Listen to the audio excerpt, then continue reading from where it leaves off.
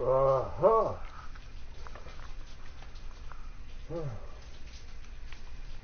The wordy shit don't give us, you know. This morning it being like the hero said. So, what we do is be done with it. Let's see what they get in store for us. Hannibal shit.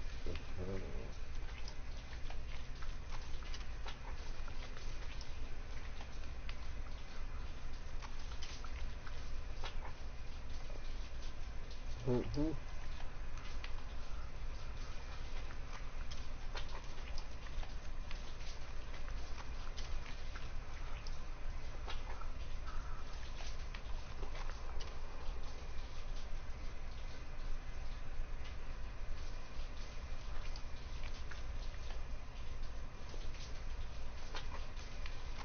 Something like this. Yes, I can hear this.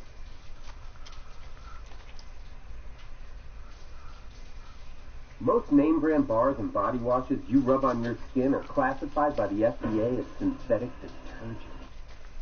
Detergent? I'm going to ask you a few fan questions that are watching this right now.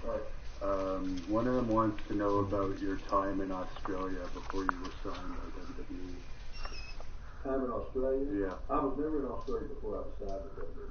Okay, I guess. First time I ever went there was in about 1987, and I went over on a tour, and we did the whole Australia, and I think we went down to Brisbane, Melbourne, Adelaide, Sydney, Launceston, all around those Tasmania islands down there. We were down there, and I was on Trey Dalton was on that one, and I think Tiger,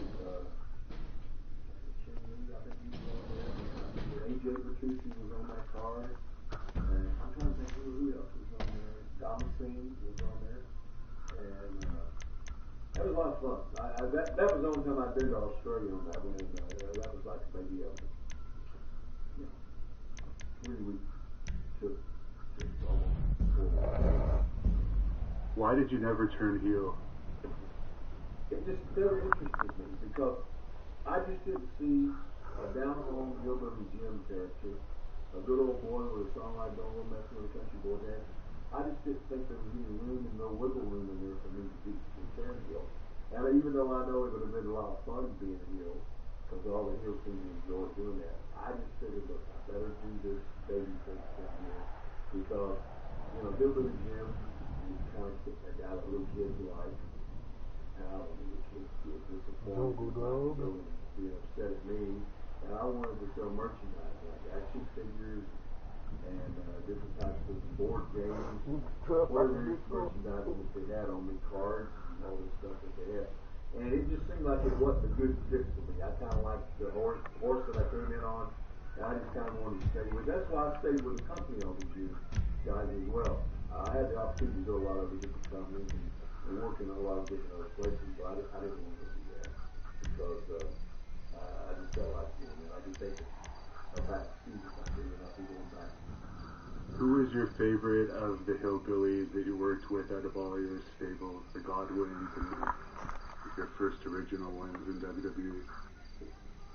Well, of course, the Godwins, they were more management things for me. I'm real partial to the one they call Cousin Junior, Lanny Kane.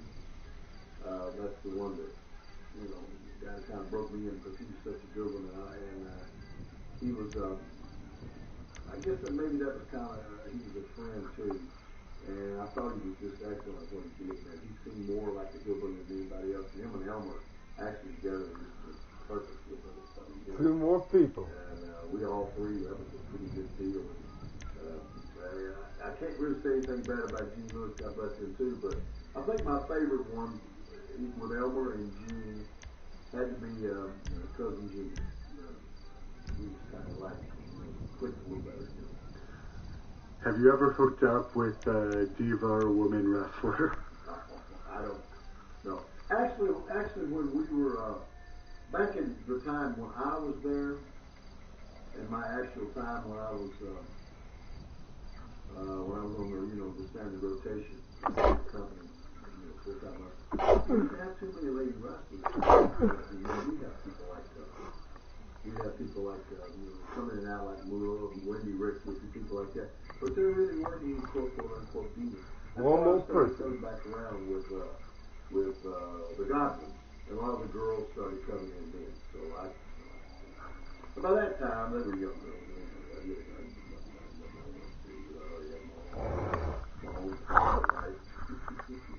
And good question, though. Someone asked they really liked your relationship with Mean Gene on camera. Do you have anything to say about that? Obviously, when I think about it, I've had a lot of laughs with him. Probably the greatest thing was the laughs that we had off camera that you never got to see, and some of the things we talk about in passing. Because, the army is complete. Gene got my hillbilly character real well, and I think I got along well with him. He was, he and I had a couple little buzzwords we say that we started back on things. The same thing was with the late Bobby Lee. He had a couple. I used to call him, and I missed it tremendously on a personal note. I missed calling him the Christmas. So here. How did Piper and Pat Patterson get along behind the scenes in Legends House? And they were wonderful. The only heat on that whole house, was Tony Adams and Hacksaw. So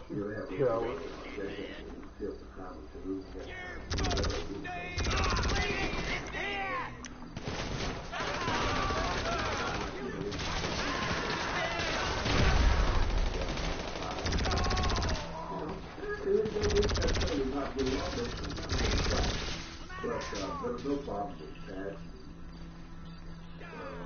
Oakland, him just hung out there like to play cards all the time. So when Howard Finkel got Russ Howard to the Howard, they do their things. And Jimmy Hart and Howard all the time.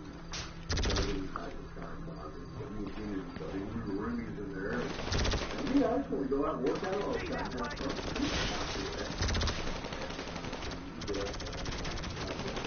You motherfucker!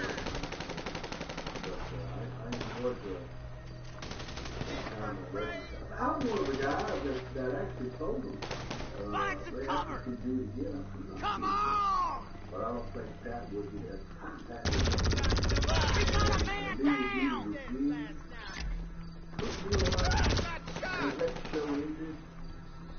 On the last day when we were getting ready to break it up and everybody was going back, and there was a lot of still things going on there. Why don't you get back to fingering your mutts? We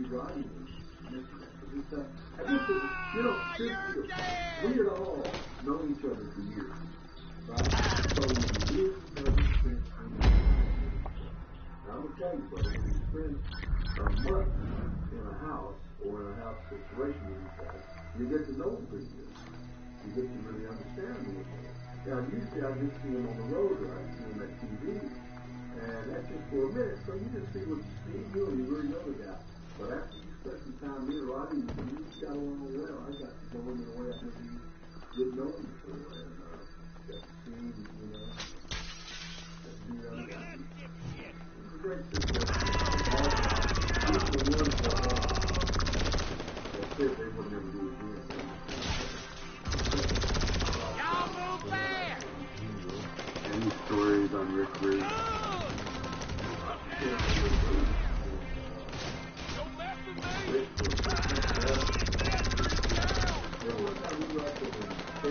need to regroup now! Now! We can go down!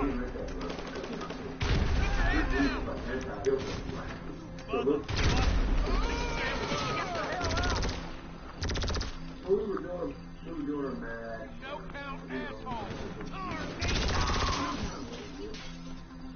Looking for shit? Just die! I'll go on back to your wussy daddy!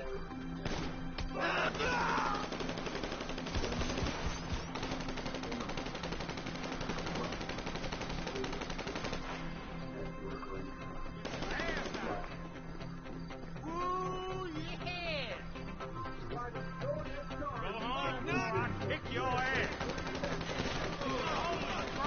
time buyers? We can help. No credit? We can help. Bad credit? We can help. We can help. We can help. We can help. There you go.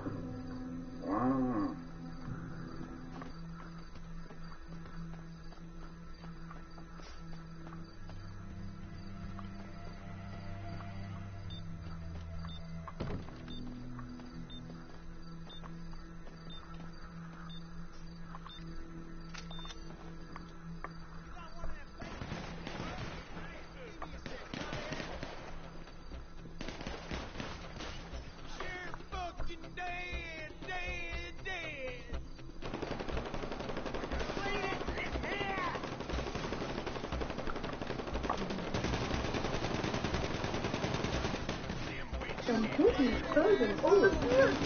Oh, it's fun. Olaf. When you write the pack, Olaf follows. Soon dance with you too. Just like a real best friend, you follow your friend Olaf. That is how good it. Listen up. The soap you shower with? You probably haven't even questioned what bar of soap you lather up with. Let's face it, most guys don't. They're still using whatever bar their mommy bought for her little man. Is that what you want? To smell like mama's little man? Ugh. But now you can upgrade your shower game with Dr. Squatch Natural Soap.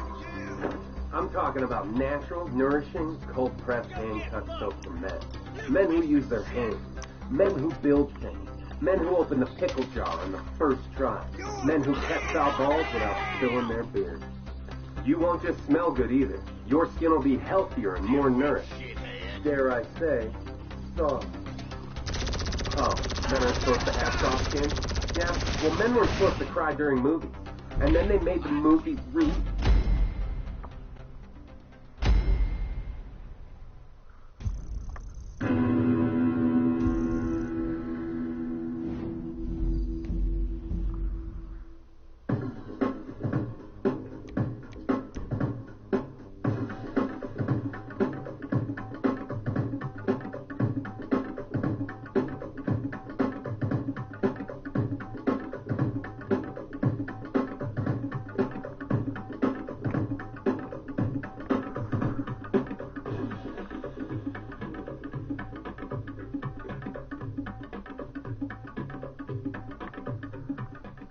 Tatanka was one of those characters in wrestling that really shouldn't have worked with any kind of longevity, but it did.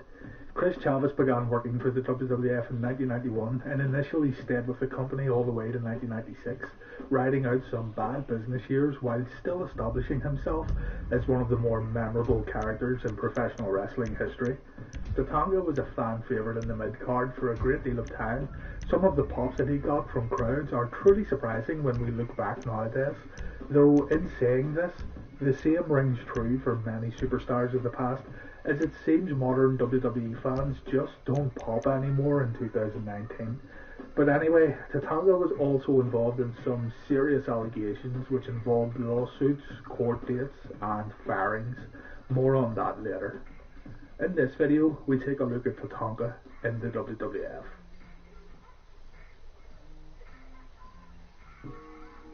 Chris Chavis was born on June 8, 1961 in North Carolina.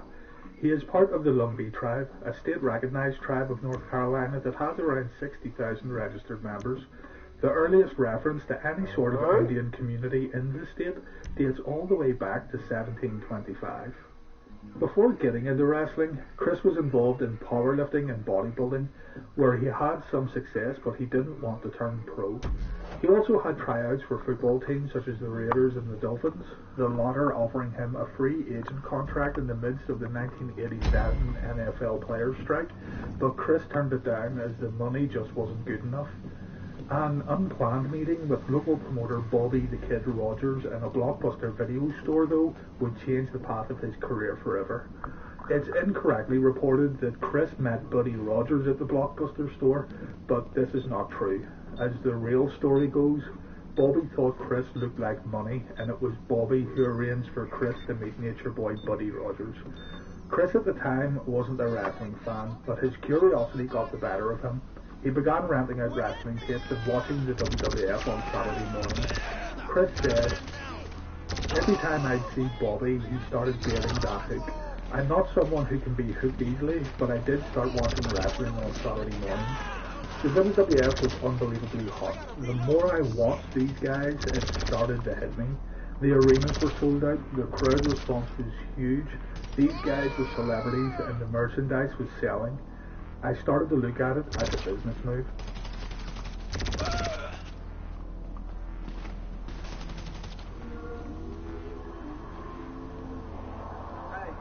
I know my energy will never die. I need my energy Turn to it, be divine. Chris was already making good money in his job at the time, making around $100,000 a year working as a manager in Valour Health and Tennis Corporation. Berto Rogers, though, eventually talked Chris into contacting Larry Sharp, a wrestling bio steward, for some unplanned reason, and Chris began training in the Munster factory in 1989.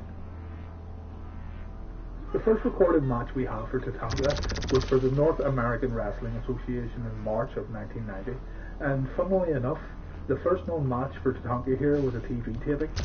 He worked the semi-main before Ricky Steamboat took on Bob Orton Jr. in the main event, and this is a great spot on any card for any wrestler in his first days in the business. The North American Wrestling Association was owned by WWF booker George Scott, and Tatanka's time in the company was used to get him prepared for a WWF tryout. Chris had his tryout match with the WWF in 1991, and Vince McMahon liked what he saw. It took him until the end of 91 to truly begin his WWF run, but once he did, it was a non-stop schedule. The Tatanka character debuted on the January 8th edition of Wrestling Challenge, with Tatanka defeating the Brooklyn Brawler in around 2.5 minutes. Tatanka itself is a word from the Lakota language, which translates to buffalo.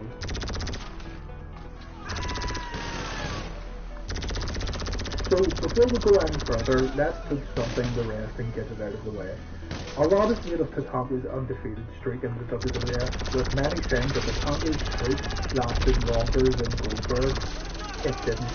Tatanka was beaten on house shows quite a few times, so I honestly don't really think of Tatanka's run here as an undefeated streak. Yes, this winning streak was during a time when fans worldwide didn't have access to house show results online, and information was spread at a much slower rate. Also, I understand that WWF house shows at the time were developed to be a total separate entity as to what we saw on TV screens, but still, Tatanka was defeated. Someone who got defeated didn't have an undefeated streak. So yeah, now that that's out of the way, let's continue on. Tatanka's first big program was against Rick Martel, culminating in a match at WrestleMania 8, which was also Tatanka's pay-per-view debut. The model Rick Martel was the perfect opponent for Tatanka, with Martel being lavish and vain, whereas Tatanka was a no-nonsense Native American who didn't really care about a materialistic lifestyle. Their match here at WrestleMania was decent when you consider the insane time constraints placed on these older shows for mid-carders. So good was the Martel versus Tatanka feud that it would be revisited a few times in the months that followed. At the Survivor Series in 1992, Tatanka versus Martel was booked once again after Martel stole Tatanka's Lumbee feathers, a symbol of Tatanka's Lumbee heritage. Their Survivor Series match here, in my opinion, was much better than the WrestleMania match, and this is the one I recommend you check out after watching this video. The Survivor Series match is also a great example of how over Tatanka had gotten in such a quick amount of time. The fans loved him. Tatanka opened up WrestleMania 9 with Shawn Michaels in a pretty decent match, but it's surrounded in controversy. As we know, Tatanka was being built as undefeated during this time, and the world pretty much expected Tatanka to win the IC title here at WrestleMania 9. The widely reported story is that Shawn Michaels had the match finished as he didn't want to drop the title to Tatanka, so a count-out ending occurred instead. Now, this information is based on an interview that Tatanka gave where he said that Bret Hart and The Undertaker told him that the clique spread rumors about him. Tatanka said in this interview, My good friends Undertaker and Bret Hart wanted to talk to me about WrestleMania. Now, WrestleMania 10 was around the corner, and I said, you want to talk to me about WrestleMania 10? And they go, no, we want to talk last year's WrestleMania, WrestleMania 9. Undertaker said to me, you've got a great spot, you're doing fantastic, but last year, Shawn went around spreading rumours with his clique that you were getting an attitude. They were going to give you the belt. At that time, I was undefeated. I was very hot. The fans connected with me. At WrestleMania 9, after they rang the bell, I did my war cry and the whole place lit up. They wanted me to win the title that night, but also Shawn knew the build-up, being undefeated, a fan favourite. During that time, we kept the belt for a long time, and Shawn knew if I won the belt, I'd have it for a while. Now, a few things here. Firstly, I don't imagine Undertaker running around and accusing people of spreading rumours, while, in essence, Undertaker here is doing the exact same thing. It sounds like Undertaker is shit-stirring here, and it's just something I don't imagine him doing. Secondly, there was no point in April of 1993. Diesel made his way to the WWF in June that year. Shawn Waltman didn't arrive until 3 weeks after WrestleMania. Razor was there, but I hardly consider Shawn and Razor as a clique. Shawn has stated that he felt very lonely in the WWF around this time, and this was one of the reasons he wanted to bring Diesel in as his leader. So yeah, to me, Tatanka's story doesn't really add up. I'm not saying Shawn didn't have some sort of role in changing the finish, but we don't really know for sure, and we are basing this information on facts that don't really add up. But anyway, what's done is done, and Tatanka did not win the IC title at WrestleMania. Tatanka would win a single bout during his entire WWF run. Tatanka suffered his first televised loss that same year.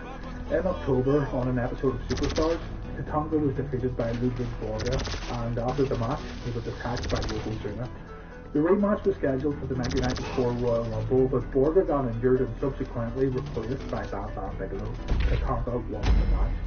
Vince McMahon had initially seen big things in Ludwig Borga due to the name he had made for himself in Japan, but the character tanked in the WWF badly. Tatanka was the sacrificial lamb here in many ways.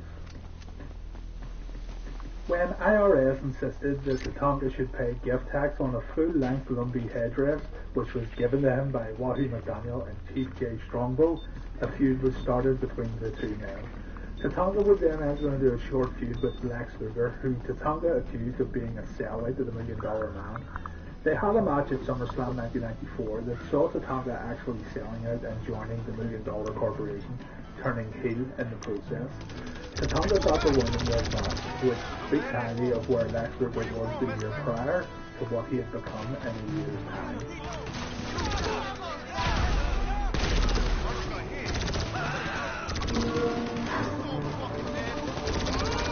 Just in time for the new NBA season. An all-new pick-up and play NBA 2K20 demo experience is available now on Xbox One. Just download from the Xbox Store and jump right into exciting 2K20 action. Never played 2K before? This is the perfect experience to get you started. All you need to know are a few basic controls. To move your player, use the left joystick. To jump for rebounds or blocks, press Y. On offense, shoot by pressing X. And pass by pressing A.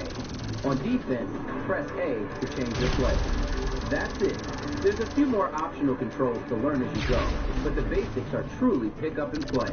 So download the NBA 2K20 demo today and see what you've been missing all these years. Welcome to the net.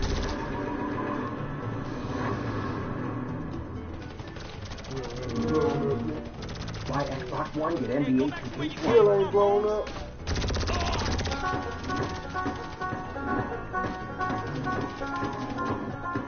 Hi, I'm Brooke.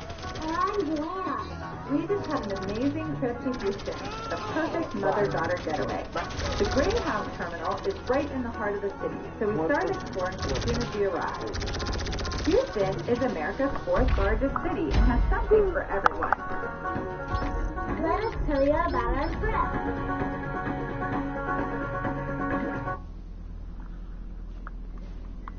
Tatanka and the $1 Million Corporation then, and well, he was just there. He was another lackey in a faction that already pretty much housed every other WWF heel at the time. To be fair, at this point, the character had run its course as a babyface, and no real deep storylines, nor big title wins seemed to ever happen, so the heel turn was probably the best thing to happen, although the $1 Million Corporation just seemed like a place for all heels to eventually end up.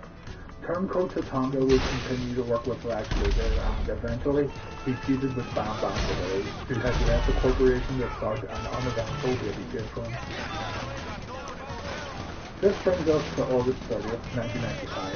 On this date, Tatanka was suspended from the WWF as the company was taking precautions due to a lawsuit being filed by a woman who had been staying in the same hotel as WWF superstars. This woman from Anaheim, California, accused several wrestlers of abusing her, claiming the incident took place following a house show in December of '94. Among those accused were Jimmy Del Rey and Tatanka. Kevin Nash had said the woman was also at the bar with him and Undertaker earlier in the night, but when Nash was leaving the hotel the next day, he noticed the woman was talking to police officers, and she had half of her head shaved off. The hallways of the hotel were also smeared with blood. Kevin Nash also said that he immediately presumed the person responsible was Jimmy Del Rey, as he had been accused of things of this nature before. But anyway, it's been reported that Jimmy Del Rey threw Tatanka under the bus here and attempted to shift the blame onto him. But when it went to court, Tatanka's attorney was able to provide facts that cleared him completely of any wrongdoing. Jimmy Del Rey was fired and Tatanka's suspension was lifted.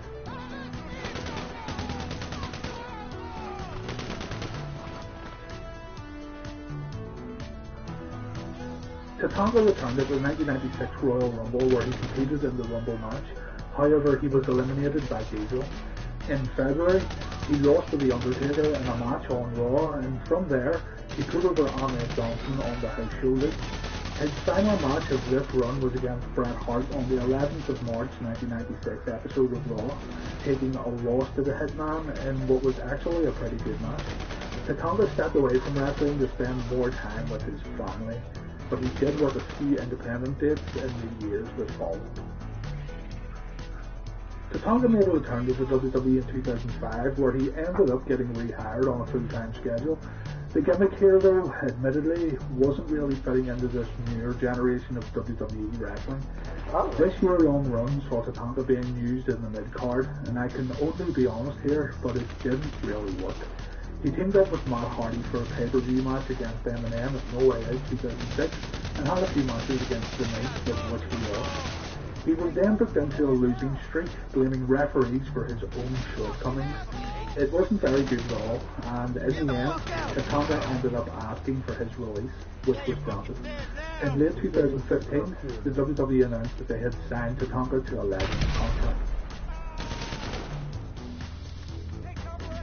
And that's really it for Tatanka.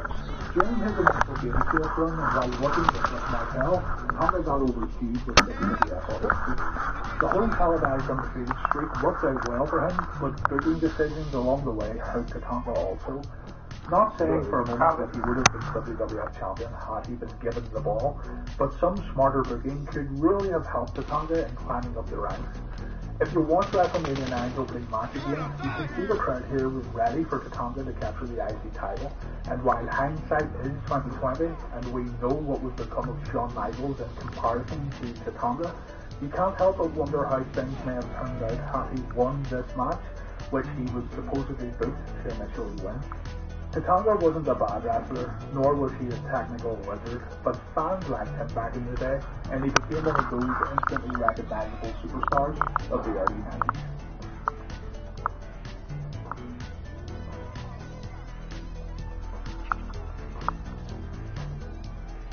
This fact wasn't wasted on his parents, who felt that wrestling would have been a poor career to you. This fact wasn't wasted on his parents. What the fuck a parent? When IRS insisted that Tatanka should pay gift tax on a full-length Lumbee headdress which was given to him by Washington. This is fucking stupid. Most name brand bars and body washes you rub on your skin.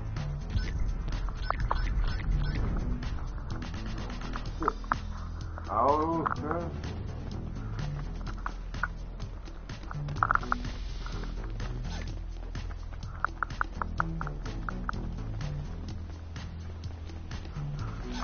Oh, I got a granddad good for that, man.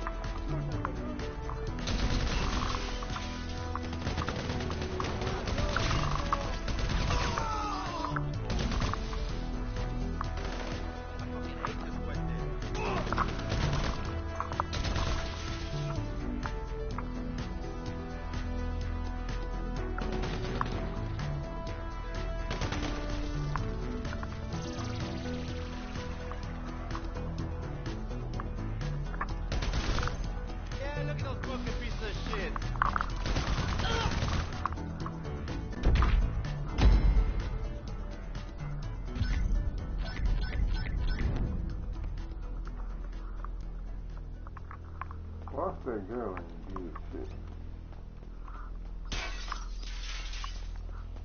Just flipping around.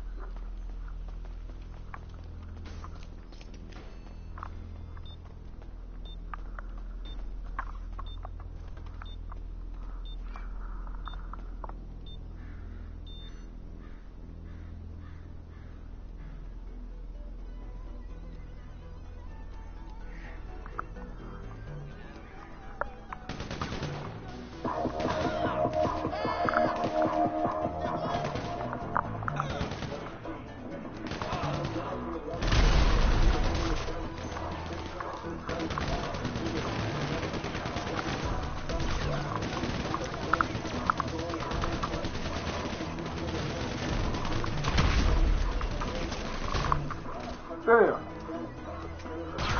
Stay my ass in there.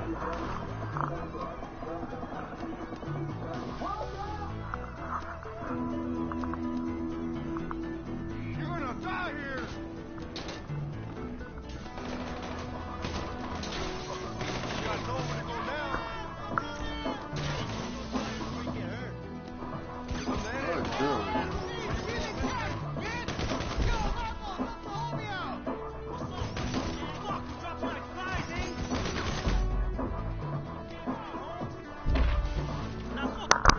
That little girl wasn't doing shit. What the fuck are you doing?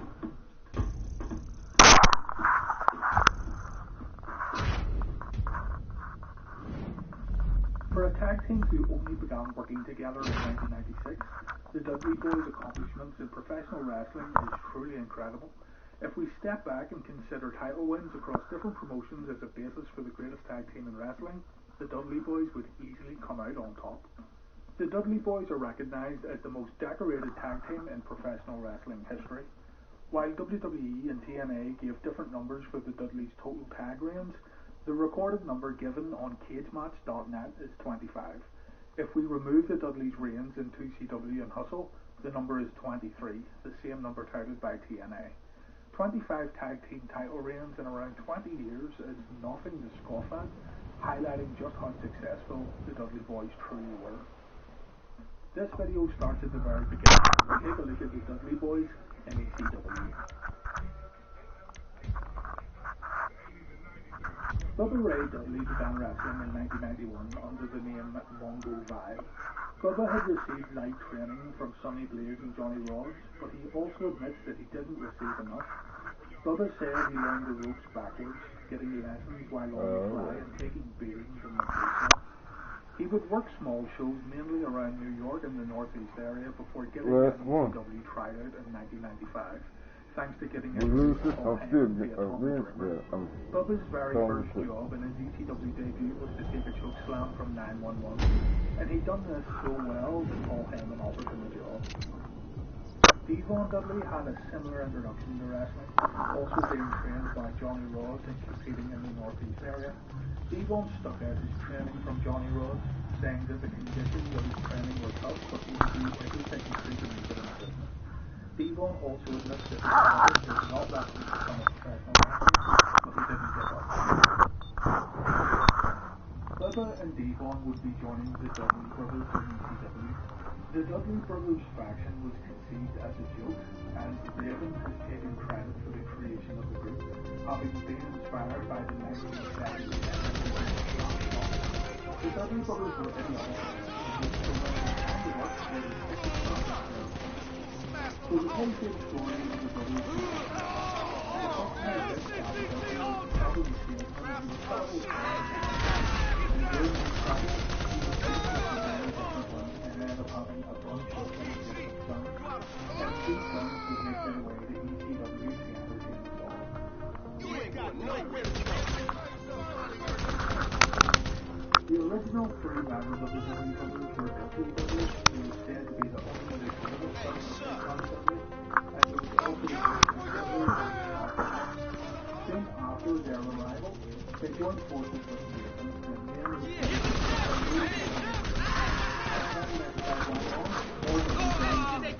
including Dante Dudley, Dudley Dudley, and Stan Dudley. In total, there were 6 different Dudley brothers before Bubba Ray became born in 2003. You don't belong here, Bubba Ray was brought into the Dudley family as a dancing and stuttering motherfucker, The fans would join in on Bubba's stuttering during promos and before matches. It was all pretty much comedy-based until Devon made his way into the Brothers. It was Taz who got in touch with Johnny Ross when Paul Heyman asked for a rugged African-American to come into the company to join the Dudleys, and Johnny recommended Devon. Paul Heyman wanted Devon to be a cross between Mr. T and Rocky III, and Samuel L. Jackson in Pulp Fiction, at least according to Johnny. This actually makes sense, as the line, "Thou shalt not fuck with the Dudley Boys," does sound like something Jackson would say if he was an illegitimate child.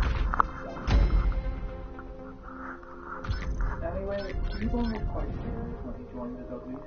He was angry that the brothers had been acting like goofballs on TV, and initially he feuded with Bubba and the other brothers. Bubba wanted to have fun and play games, while D-Bomb didn't want the family to be a bunch of games. Some of these Bubba versus D-Bomb matches here were excellent, and also they're very overlooked. Bubba and D-Bomb back here were moving around the ring quite quickly. Their agility was on par with their brute strength. Check out their match at November to Remember. Bubba was the one who suggested that he and D-Bomb should be together after ECW crossing the line in on February 1st, 1997. Bubba turned to the SW Boys for their very first TV and Spotlight. The rump of the letter who joined the group. Some here all of the brothers except the Dead Brothers and the Gang Guy Brothers. We got one down! At this time, Brothers on their very first tag team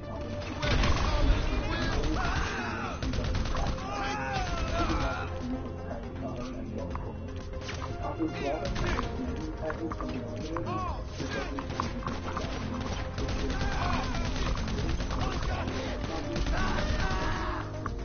Can't stop ball, won't stop ball. As the months passed, the Dudleys continued to evolve. What started as a humorous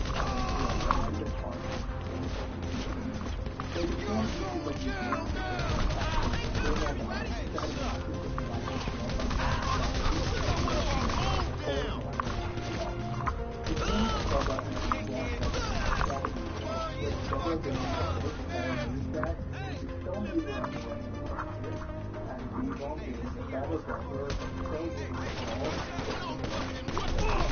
Get the fuck out of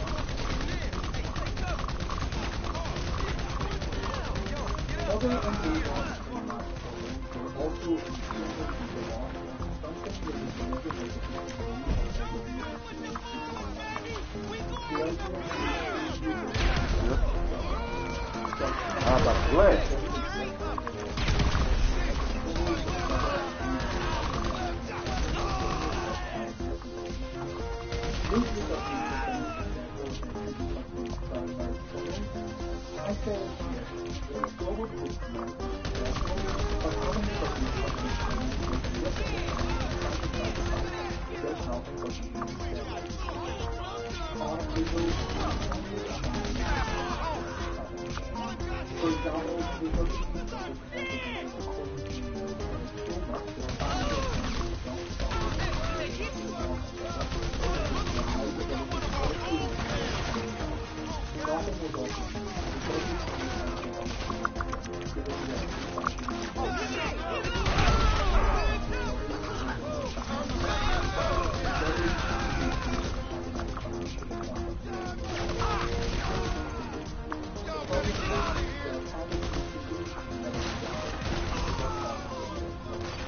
Bubba Ray said, two bad guys, and not right, two bad guys. If you're the bad guy in professional wrestling, I wanted the fans to feel like they were watching or a revenge show or any kind of country where it's just total insanity. The one promo everyone seems to remember and point to is Heatwave 1999. Maybe because it was on pay-per-view, I'm not sure, but this one gets talked about the most. Honestly, this kind of thing was happening on a regular basis with the Dudleys, but anyway, I feel people would want this one brought up in the video. The Dudleys here say some things that honestly I can't repeat because the video would get taken down most likely. You need to see it for yourself if you want the details, but let's just say that again, nothing was off limits as Bubba explained that some fans in attendance looked like they got paid for certain services, and also explaining what Devon was going to do to a certain female's rear end. Bubba then rips into a male fan, which leads to the Dudleys confronting the man at ringside, and this leads to two female fans spitting on Bubba after he throws a beer over the man's face. Entertaining stuff for sure, but I'm also sure a good lot of you can't remember what else happened during the Dudleys match here at the Valour. Well, I'll tell you, the Dudleys lost the tag titles here to Spike Dudley and Balls Mahoney. I'm not leaving until I The newly crowned don't WWE champions. a break through a little bit. The very first tag flaming table was Right, to come back. after the flaming table incident, New Jack made his ECW return on this night and attacked the Dudleys.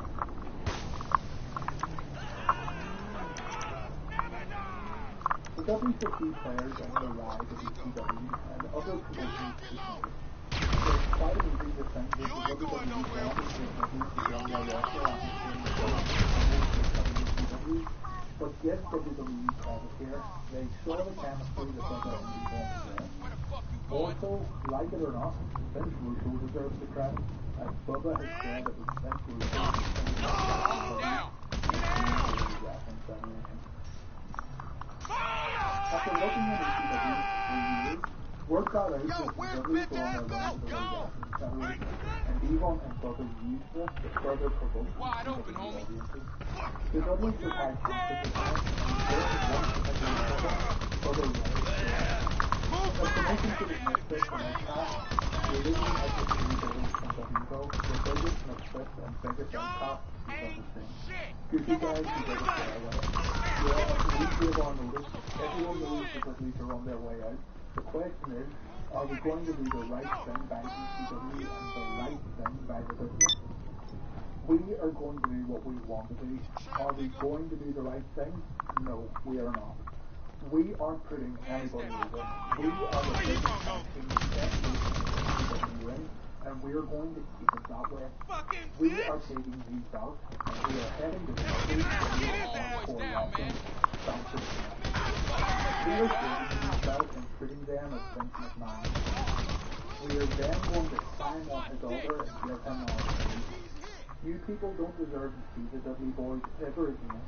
If you want to see a ECW ever again, all you have to do is see the WWE.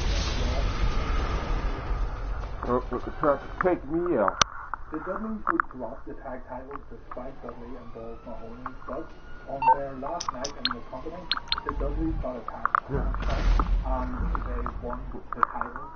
It was unprecedented to win titles on their way out of the door. It seemed like this was exactly what was going to happen. After the match, the Dudleys made their way back to the ring to provoke the audience once more, saying they were now going to WWF and taking the belts with them. Bubba then challenged Tommy Dreamer to come to the ring, saying that the Dudleys wanted to destroy the backbone and soul of ECW before they leave. Dreamer hit the ring,